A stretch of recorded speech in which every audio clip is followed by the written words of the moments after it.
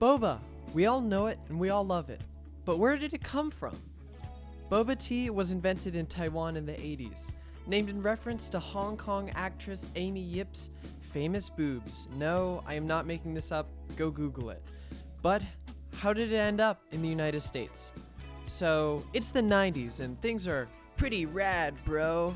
The 1990 Immigration Act opens up our borders a teensy bit more, and so we get a big wave of Asian immigrants coming into California, for whom boba was already a well-established tradition. They settled down and opened up cafes. For a lot of white people in the 90s, this was dismissed as just another quirky oriental fad, soon to disappear. As Gerald Salent, director of the Trends Research Institute in New York stated, unless you're going to have some sort of mystical ancient Chinese power from drinking it, it's not going to go anywhere. You're talking to the American public here. He was wrong.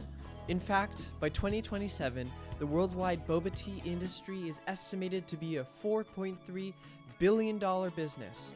In North America, it will be valued at over $1 billion. Most of the people I've met here have been drinking boba their whole lives, but boba really didn't catch on around me, at least not in the suburbs, maybe in the city.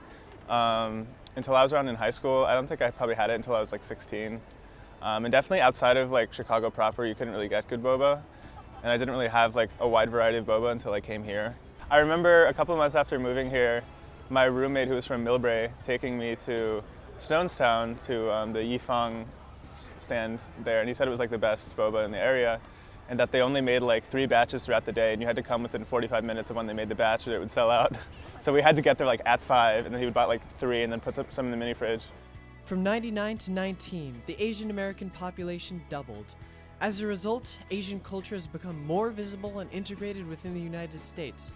Anime, K-pop, hot pot, Korean barbecue, and even some video games are all great examples. Remember Psy?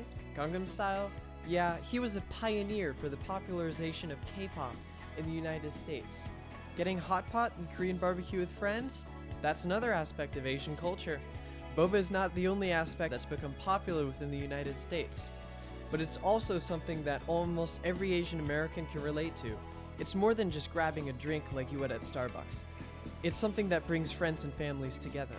But growing up, I was only limited to sharing it with my dad, even if it was a small one. So when I was having it with my dad, it was a treat. It was something that we would have maybe once a month or once every 2-3 weeks.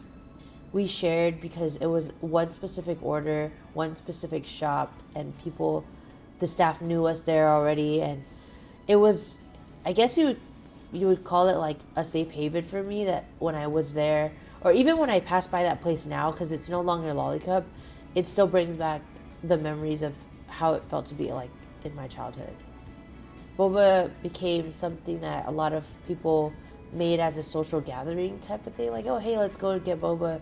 More of a place where they can talk over, not coffee, but they're talking over boba. There's this ongoing joke about going to boba even after you're so full from Korean barbecue and stuff like that, you know what I mean? I've noticed that most of my Asian American friends are the type to oh, let's go get boba, let's catch up over boba, or make it a social gathering type, Boba is a proud symbol of Asian American culture, and we can track its meteoric rise with the changing fabric of America itself. It, like us, is here to stay. Deal with it.